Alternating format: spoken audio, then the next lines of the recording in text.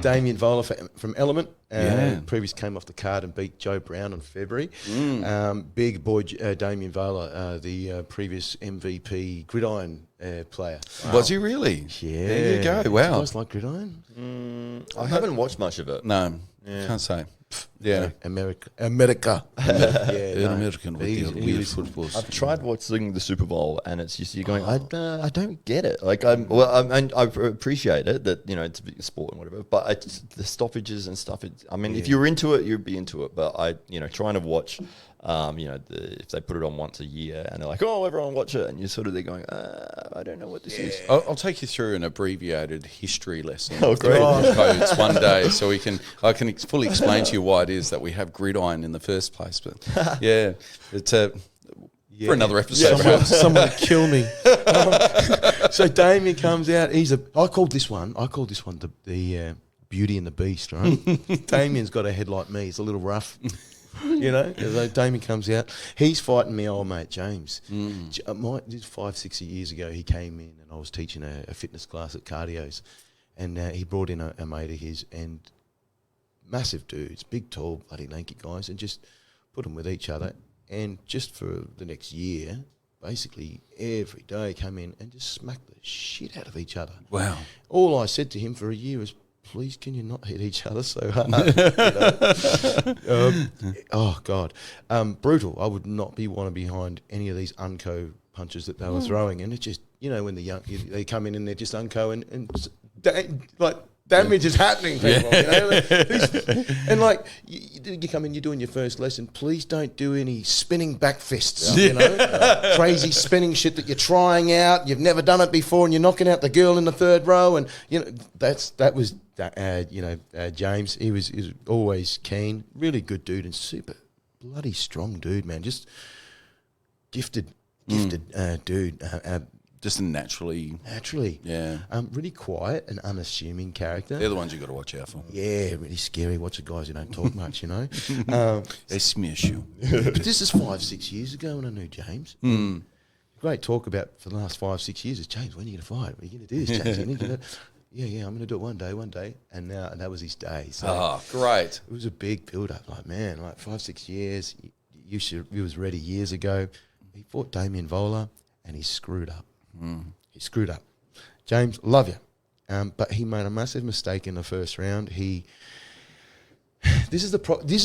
you asked me before, do you sometimes know the end of a fight before? Sometimes it's telling, and here's why this one was telling. The mistake he made, you could have foretold it. As I said, it took him 6 years to get this fight. He's been training consistently all of that time. He probably could have been fighting a long time ago. The build-up for him was too intense. He got too, and it's the first. Yeah, he got too keen. He goes for a judo throw that wasn't there, and so you force it. We were talking about before, technique versus strength. Yeah, and so I know. I was going to say I know James felt that he was better than Volar, and so maybe he was a little bit too confident in that.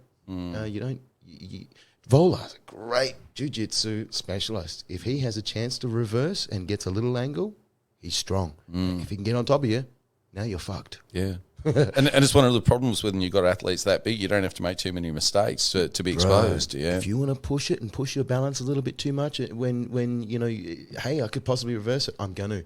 And he didn't need to go for this takedown. This takedown took 3-4 seconds. It was like, I haven't got it, but I haven't got it. I'm going to keep working, and now I've made this. Now I'm committed. Yeah. Right, I've committed. I've got to finish this somehow. It was silly. It was silly. Something he will regret. He's much, much better than that, James. He will come back. But get on your Damian. And Damian's been throwing his hat in the ring for a long time and has kept coming back, and that ring craft and that experience and understanding how to deal with the adrenaline in the moment and the big stage. That you could see that he was much more settled in the ring on this occasion. He was, And if you see his first fight, he got knocked out in 7 seconds. Wow. Yeah. 7 So you don't learn a lot from that, But it's unfortunately. humiliating, isn't it? Like you build up, you bring all your family and friends to you, and you get 7 seconds. You know, what do you tell your coach? And you go back to the drawing board. Most people would quit. Yeah, most people wouldn't put themselves through it again. Tim Hague. And there's and that's really to be admired from, especially at an amateur level, or for people who aren't making money. It's real to find yourself in that situation in your first fight. And, you have your doubters in your circle anyway. You've got those family members or maybe friends that maybe think you're not making the right decision. What are you doing? Yeah. And then, you lose. And what do you say to those people? But what do you say to the people that have been supporting you and spend $100 on a ticket to go watch you for 7 seconds? And then I admire a story like Damian's more than most because of that tenacity and the courage that it takes to say, you know what, fuck it. I'm just gonna. That's not me. That's not the best of me. There's more of me to give, and to go back out there and all credit to him because the accumulation of those experiences led him to be very settled in the cage on that occasion in front of 1,000 people live, and in stark contrast to his perhaps more highly skilled, more well-rounded opponent. Exactly as you said it. He was more settled. James, a little bit not settled. Tried to push something too hard. More settled fighter. A little bit more experience in the cage. Yeah. Not a 7-second one, this one. Was this the Ezekiel choke from the top?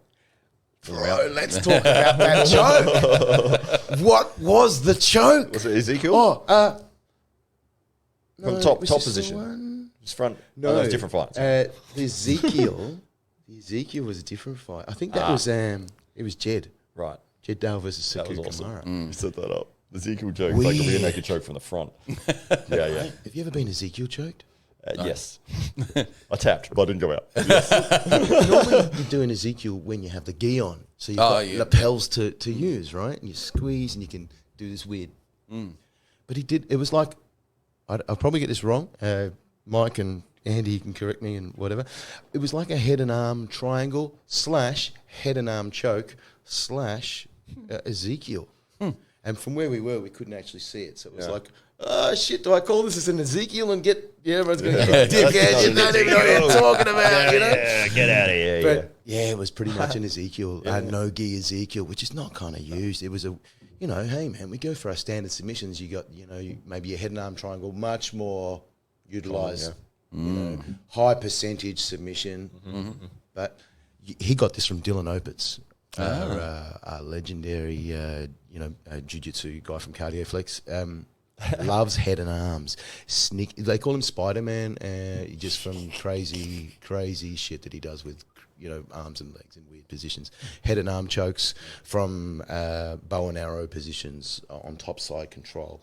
Weird stuff where you just don't expect to get that kind of submission. You normally want to flatten them out and get that arm locked and but he got it. It was crazy. Like, what the hell was that? Great, yeah, you call it, not me. That was that one. So that was Volar Marshall. Really disappointed for Marshall. James, but James will be back. You're back. Yeah.